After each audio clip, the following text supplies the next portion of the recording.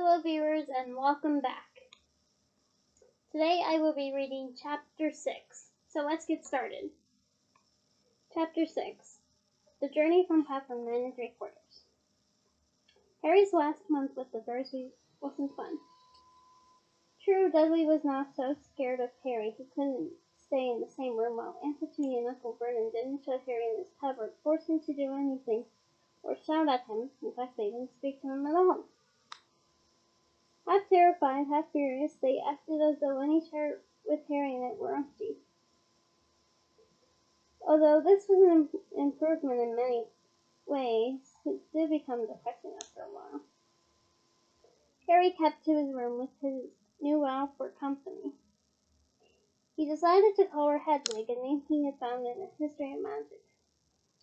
His school books were very interesting. He lay on his bed reading to the night, Hedwig swooping in and out of the open window as she pleased. It was lucky that Aunt Petunia didn't come into vacuum anymore, because Hedwig kept bringing back the mice. Every night before he went to sleep, Harry ticked off another day on the piece of paper he had pinned to the wall, counting down to September 1st. On the last day of August, he thought he'd better speak to his aunt and uncle about getting to King's Cross Station the next day, so he went down to the living room where they were watching a quiz show on television. He cleared his throat to let them know he was there, and Dudley screamed and ran from the room. Uncle Vernon, Uncle Vernon grunted to show he was listening. I need to be at King's Cross tomorrow to go to Hogwarts. Uncle Vernon grunted again. Would it be all right if you gave me a lift? Grunt. Harry supposed that meant yes. Thank you. He was about to go upstairs when Uncle Vernon actually spoke. Funny way to get to a wizard's school, the train. Magic carpets all got punctures, have they? Harry didn't say anything. Where is the school anyway? I don't know, said Harry, realizing this for the first time. He pulled the ticket Hagrid had given him out of his pocket. I just take the train from platform 9 3/4 at 11 o'clock. He read. His aunt and uncle stared. Platform what? 9 3/4. Don't talk rubbish, said Uncle Vernon. There's no platform 9 3/4. It's on my ticket. Barking, said Uncle Vernon. Howling mad, the lot of them. You'll see. You just wait. All right, we'll take you to King's Cross. We're going up to London tomorrow anyway, or I won't bother. Why are you going to London? Harry asked, trying to keep things friendly. Taking Dudley to the hospital, growled Uncle Vernon. Got to have that ruddy tail removed before he goes to smelting. Harry woke at 5 o'clock the next morning and was too excited and nervous to go back to sleep. He got up and pulled on his jeans because he didn't want to walk into the station in his wizard's robe. He changed on the train. He checked his Hogwarts list yet again to make sure he had everything he needed, saw that Hedwig was just safely in her cage, and then paced the room waiting for the Dursleys to get up. 2 hours later, Harry's huge, heavy trunk had been loaded into the Dursleys' car. Aunt Petunia had talked Dudley into sitting next to Harry, and they had set off. They reached King's Cross at 10:30. Uncle Vernon dumped Harry's trunk onto a cart and wheeled it into the station for him. Harry thought this was strangely kind until Uncle Vernon stopped dead, facing the platforms with a nasty grin on his face. Well, there you are, boy. Platform 9, platform 10. Your platform should be somewhere in the middle, but they don't seem to have built it yet, do they? He was quite right, of course. There was a big plastic number 9 over one platform, and a big plastic number 10 over the one next to it, and in the middle, and nothing at all. Have a good time, he said, Uncle Vernon, with an even nastier smile. He left without another word. Harry turned and saw the Dursleys drive away. All 3 of them were laughing. Harry's mouth was rather dry. What on earth was he going to do? he was starting to attract the long looks because of Hedwig. He'd have to ask someone. He stopped the passing guard, but didn't dare mention platform 9 3/4. The guard had never heard of Hogwarts, and when Harry couldn't even tell him what part of the country it was in, he started to get annoyed, as though Harry was being stupid on purpose.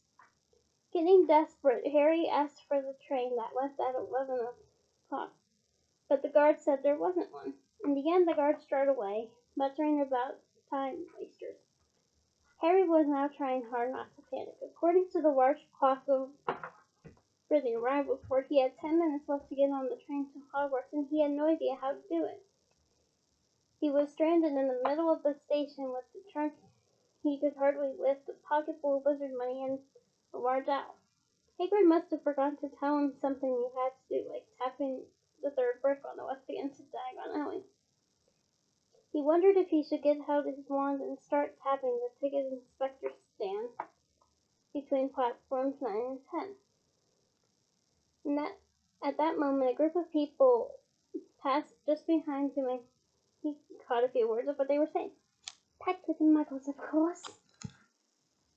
Harry spun around. The speaker was a plump woman who was talking to four boys, all with flaming hair. Each of them had a trunk like Harry's in front of him, and they had an owl. Hard hammering, Harry pushed his cart after them. They stopped, and so did he, just enough to hear what they were saying. Now, what's the platform number? Said the boy's mother. 9 3/4, piped the small girl, also red-headed, who was holding her hand. Mom, can't I go? You're not old enough, Ginny. Now, be quiet. All right, Percy, you go first. What looked like the oldest boy marched toward platforms 9 and 10. Harry watched, careful not to blink in case he missed it, but just as the boy reached the dividing barrier between the two platforms, a large crowd of tourists came swarming in front of him, and by the time the last backpack had cleared away, the boy had vanished. Fred, you next. I'm not Fred, I'm George, said the boy. Honestly, woman, you call yourself our mother. Can't you tell him, George?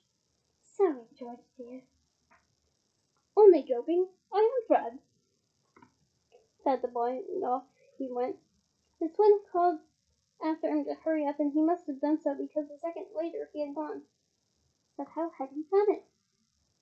Now the third brother was walking briskly toward the barrier. He was almost there, and then quite suddenly he wasn't anywhere. There was nothing else for it. Excuse me, Harry said to the plump woman. Hello, dear, she said. First time at Hogwarts? Ron's new too. She pointed at the last and youngest of her sons. He was tall, thin, and gangling with freckles, big hands and feet, and a long nose. Yes, said Harry. The thing is, I don't know how to get onto the platform, she said kindly, and Harry nodded. Not to worry, she said. All you have to do is walk straight at the barrier between platforms 9 and 10. Don't stop and don't be scared to crash into it. That's very important. Best to do it at a bit of a run if you're nervous. Go on. Go now before Ron. Okay, said Harry. He pushed his trolley around and stared at the barrier. It looked very solid. He started to walk toward it. People jostled him on their way to platforms 9 and 10. Harry walked more quickly.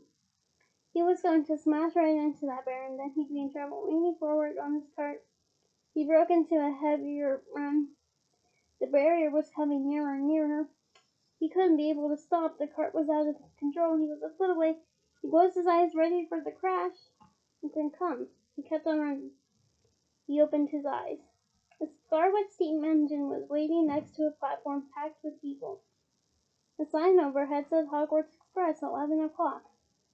Harry looked behind him and saw a wrought iron archway where the barrier had been, with the words platform 9 3/4 on it.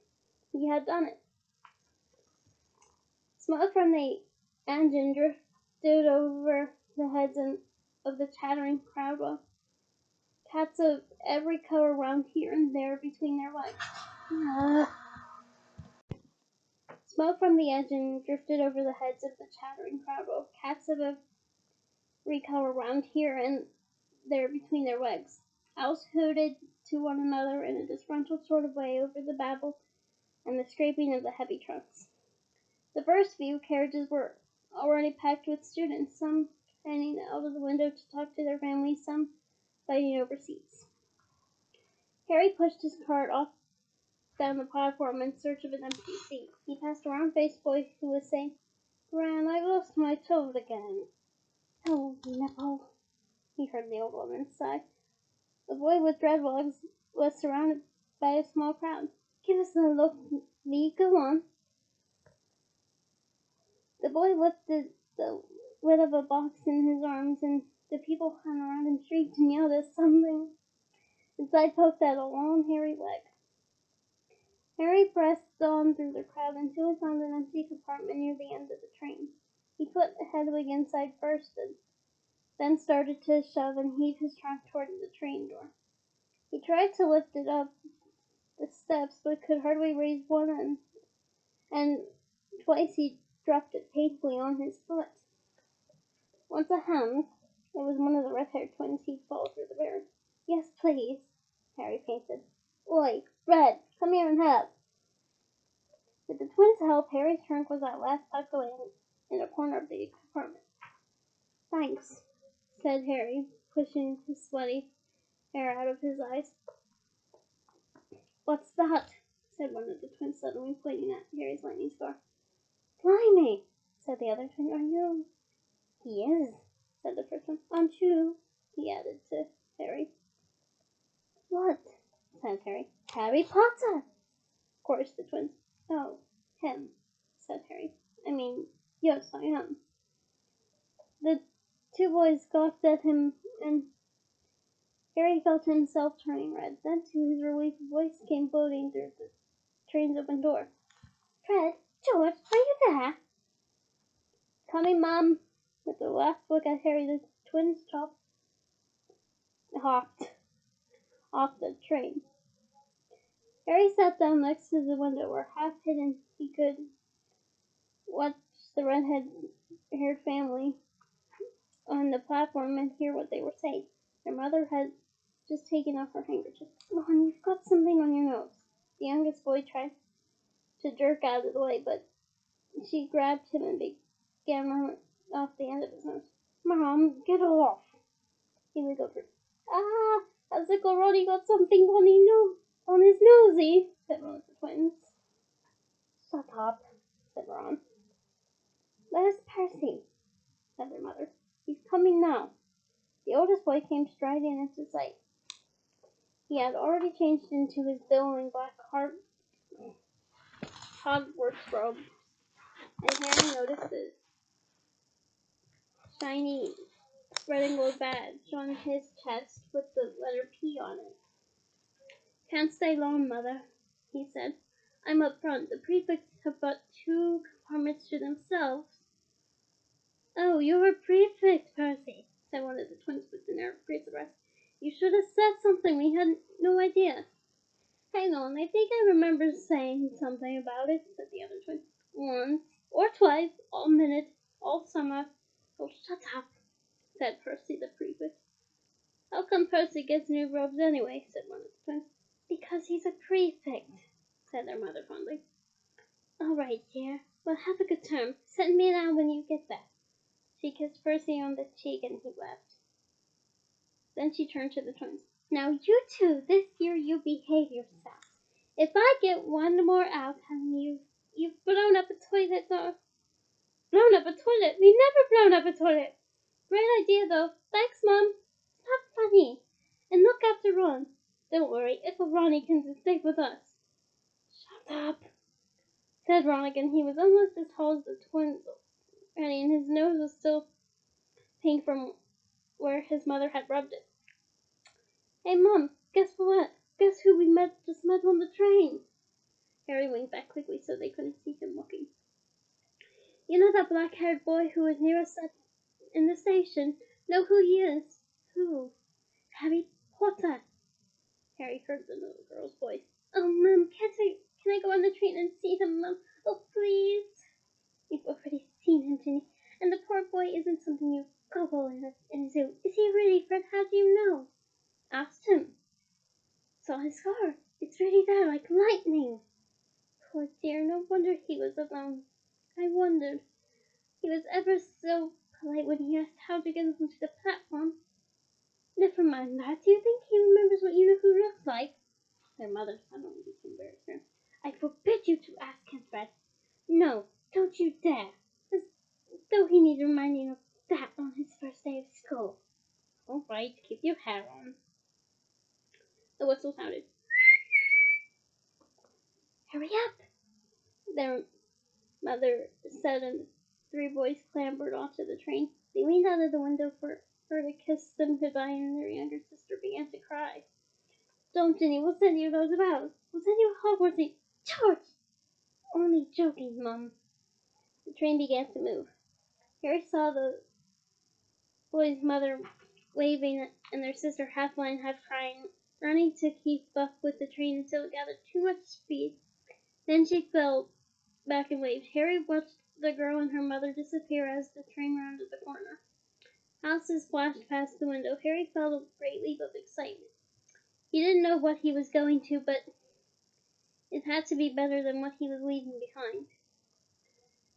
The door of the compartment slid open and the youngest red-headed boy came in. Anyone sitting there? He asked, pointing at the seat opposite Harry. Everywhere is full. Harry shook his head and the boy sat down. He glanced at Harry and then looked quickly out of the window, pretending he hadn't looked. Harry saw he still had a black mark on his nose. Hey, Ron, the twins were by. Listen, we're going down the middle of the train. See, Jordan's got a giant tarantula down there. Right, mumbled Ron. Harry, said the other twin, did we introduce ourselves? Fred and George Weasley, and this is Ron, our brother. See you later, then. Bye, said Harry and Ron. The twins slid out of the apartment door shut behind them. Are you really Harry Potter? Ron blurted out. Harry nodded. Oh, but I thought it might be one of Fred and George's jokes, said Ron. And have you really got, he pointed at Harry's forehead. Harry pulled back his reins to show the lightning scar. Ron stared. So that's where you know who? Yes, said Harry, but I can't remember it. Nothing, said Ron eagerly. Well, I remember a lot of green light, but nothing else. Wow, said Ron. He sat and stared at Harry for a few minutes. Then, as though he had suddenly realized what he was doing, he looked quickly out of the window again. Are all your family wizards? Asked Harry, who found Ron just as interesting as Ron found him. Yes, I think so, said Ron. Mom's got a second cousin who's an accountant, but we never talk about it. So you must know loads of magic already.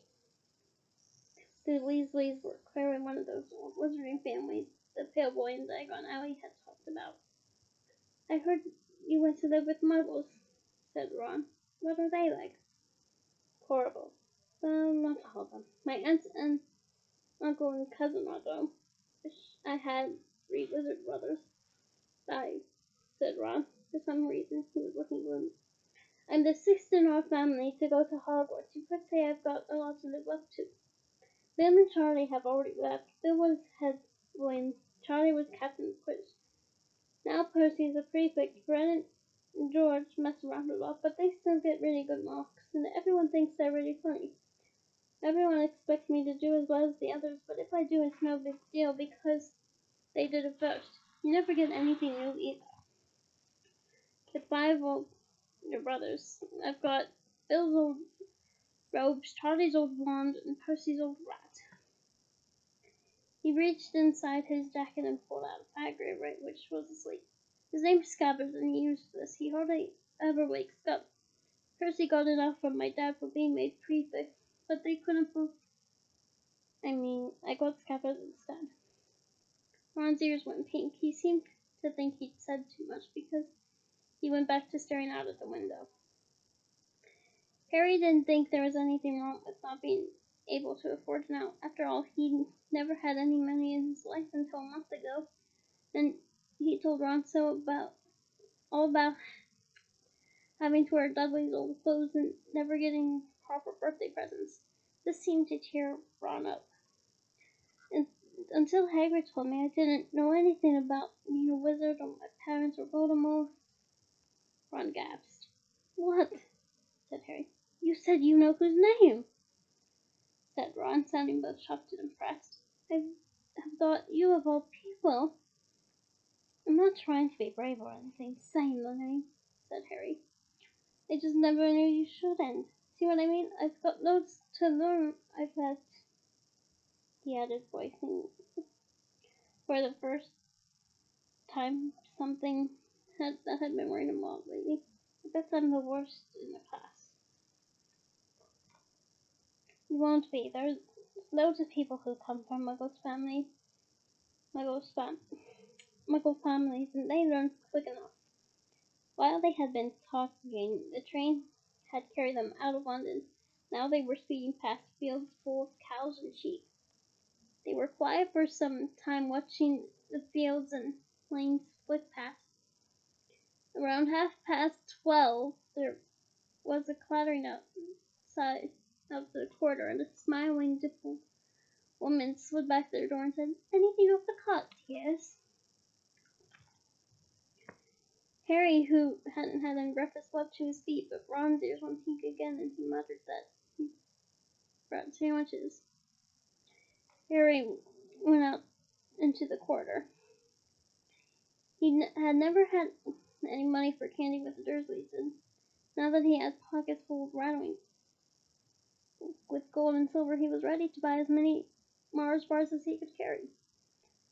But the woman didn't have Mars bars.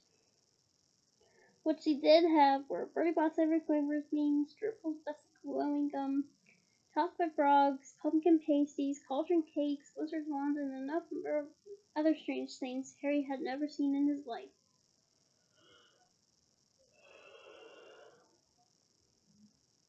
Not wanting to miss anything, he got some of everything and paid the woman 11 silver sickles and 7 bronze nuts. Ron stared as Harry brought it all back into the compartment and tipped it onto an empty seat. Hungry, are you? Starving, said Harry, taking a large bite out of a pumpkin pasty.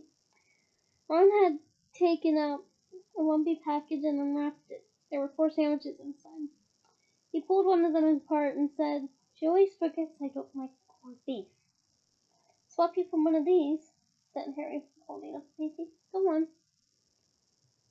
"You don't want this, it's all dry," said Ron. "She hasn't got much time," he added quickly. "You know, with 5 of us." "Go on, have a pasty,"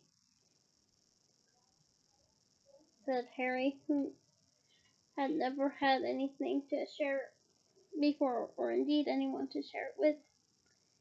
It was a nice feeling sitting there with Ron, eating their way through all Harry's pasties, cakes, and candies. The sandwiches lay forgotten. "What are these?" Harry asked Ron, holding up a pack of chocolate frogs. "They're not really frogs, are they?" He was starting to feel that nothing could surprise him. "No," said Ron. "But see what the card is. I'm missing Agrippa." "What? Oh, of course you wouldn't know. Chocolate frogs have cards inside them. You know, to collect. Famous witches and wizards. I've got about 500, but I haven't got Agrippa or Ptolemy." Harry unwrapped his chocolate frog and picked up the card. It showed a man's face. He wore half-moon glasses, had a long crooked nose, and flowing silver hair, beard, and a mustache. Underneath the picture was the name Albus Dumbledore. "So this is Dumbledore," said Harry. "Don't tell me you've never heard of Dumbledore," said Ron. "Can I have a frog? I might take it, Agrippa. Thanks." Harry turned over his card and read, "Albus Dumbledore, currently headmaster of Hogwarts. Considered by the the greatest wizard of modern times, Dumbledore is particularly famous for his defeat of the Dark Wizard Grindelwald in 1945 for the discovery of 12 uses of dragon's blood and his work on his alchemy with his partner Nicholas Flamel. Professor Dumbledore enjoys chamber music and ten-pin bowling. Harry turned the card back over and saw to his astonishment that Dumbledore's face had disappeared. He's gone! Well, you can't expect him to hang around all day, said Ron. He'll be back. No, I've got my gauntlet and I've thought about Philosopher. Do you want it? You can start collecting. Ron's eyes strayed to the pile of chocolate frogs waiting to be unwrapped. Help yourself, said Harry.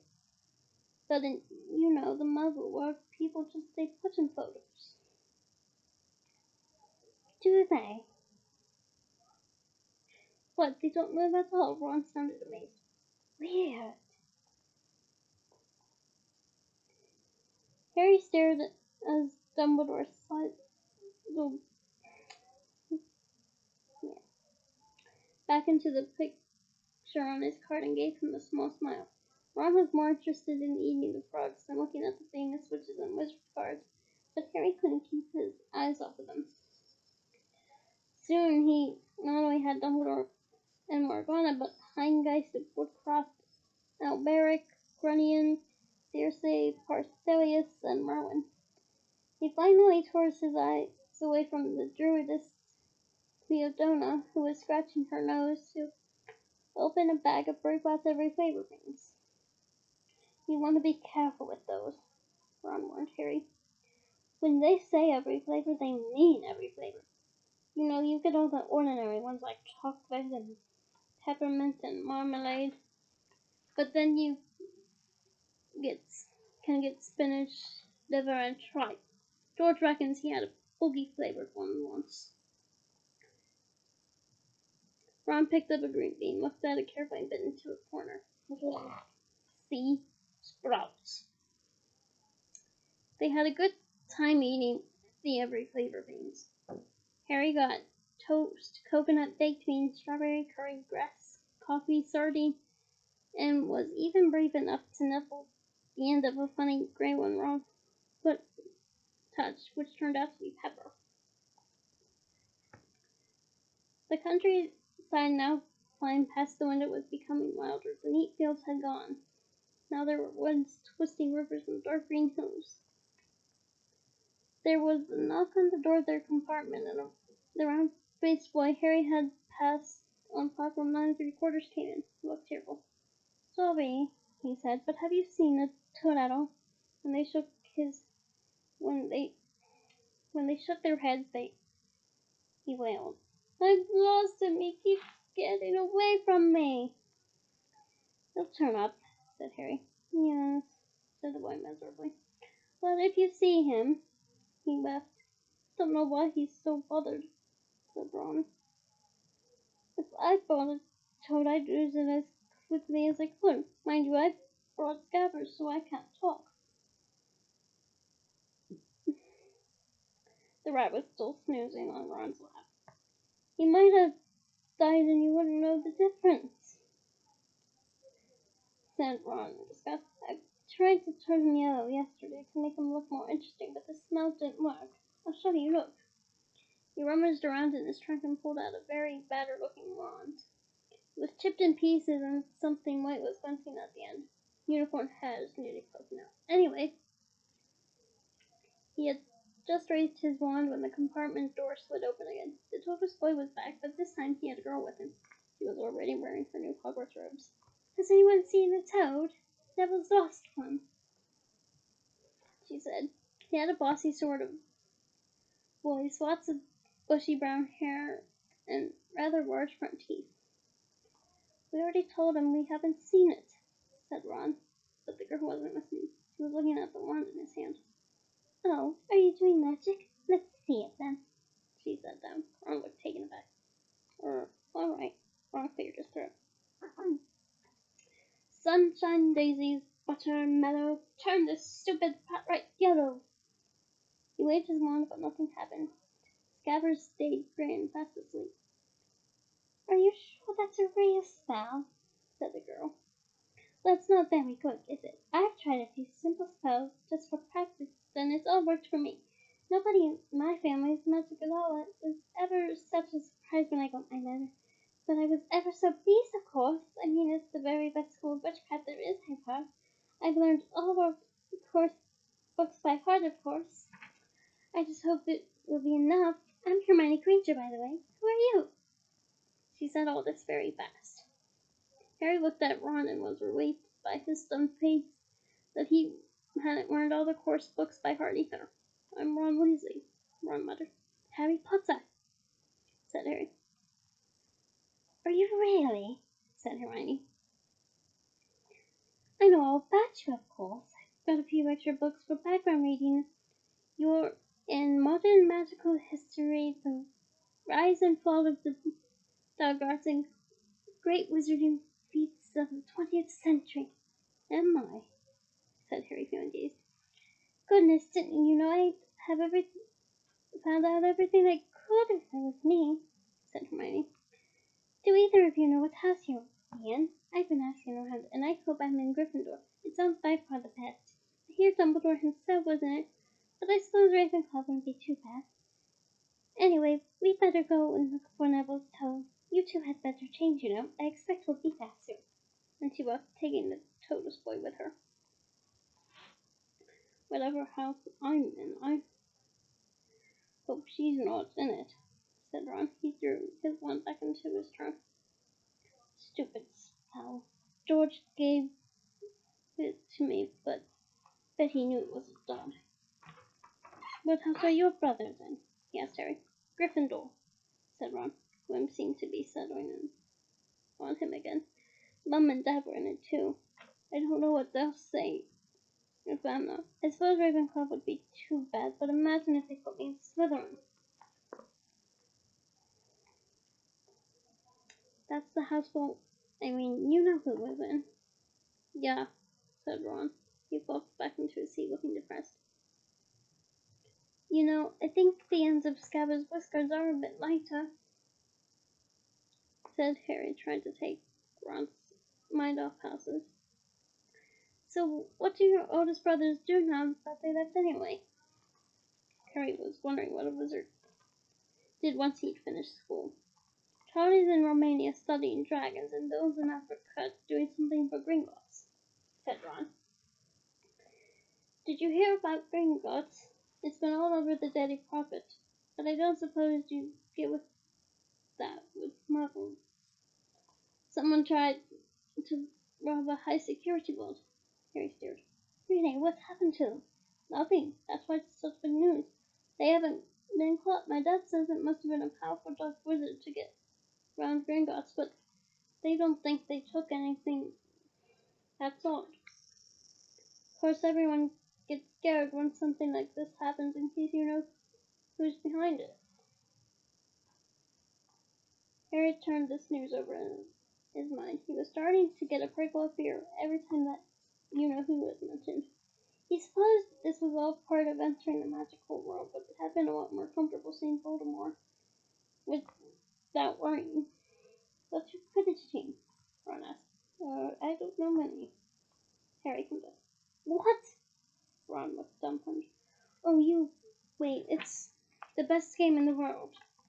And he was off explaining all about the four balls and the positions of the 7 players by describing famous games he'd been to with his brothers and the broomstick he'd like to get if he had the money. He was just taking Harry through the finer points of the game when the toadless compartment slid open yet again, but it wasn't Neville the Toadless boy or Hermione Granger this time. 3 boys entered, and Harry recognized the middle one at once. It was the pale boy from Madame Malkin's shop. He was looking at Harry with a lot more interest than he'd shown back in Diagon Alley. Is it true?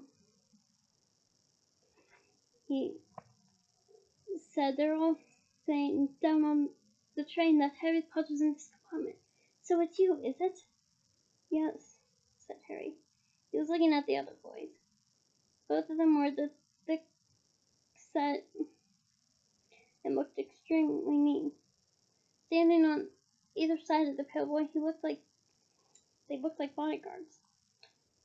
"Oh, this is Crab and this is Goyle," said the pale boy, carelessly noticing where Harry was looking. "And my name is Malfoy, Draco Malfoy." Ron gave a slight cough, which might have been hiding a laugh. Draco Malfoy looked at him. "Think my name's funny, do you? No need to ask who you are. My father told me all the Weasleys have red hair, freckles, and more children than they can afford." He turned his he turned back to Harry. "You'll find out that some wizarding families are much better than others, Potter. You don't want to go making friends with the wrong sort. I can help you there." He held out his hand to shake Harry's, but Harry didn't take it. "I think I can tell who the wrong sort are for myself, thanks," he said coolly. Malfoy didn't go red, but a pink tinge appeared in his pale cheeks. "I'd be careful if I were you, Potter," he said slowly. "Unless you're a bit politer, you'll go the same way as your parents. They didn't know what was good for them either. You hang around with riffraff like the Weasleys, and that Hagrid and it'll rub off on you." Both Harry and Ron said, "Say that again." Ron said, his face as red as his hair. "Oh, you're going to bite us now, are you?" Malfoy sneered. "Unless you get out now," said Harry, more bravely than he felt because Crabbe and Goyle were a lot bigger than him or Ron. "But we don't feel like leaving, do we, boys? We've ate all our food and you still seem to have some." Goyle reached toward the chocolate frogs next to Ron.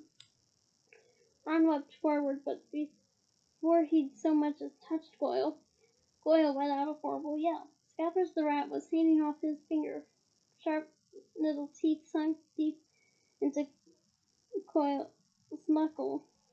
Crabbe and Malfoy backed away as Goyle slung Scabbers round and round, howling, and when Scabbers finally flew off and hit the window, all three of them disappeared at once. Perhaps they thought there were more rats working among the sweets, or perhaps they heard footsteps, because a second later Hermione Granger had come in. "What has been going on?"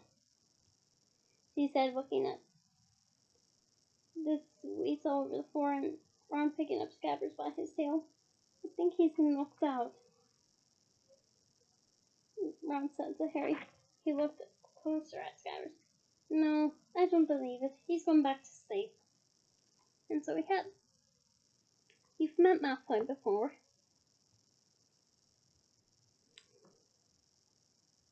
Harry explained about their meeting in Diagon Alley. "I've heard of his family," said Ron darkly.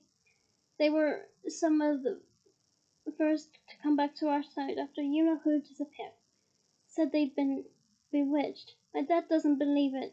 He says Malfoy's father didn't need an excuse to go over to the dark side." He turned to Hermione. "Can we help you with something?" "You'd better hurry up and put your robes on. I've just been up to the front to ask the conductor, and he says we're nearly there. You haven't been fighting, have you? You'll be in trouble before we even get there."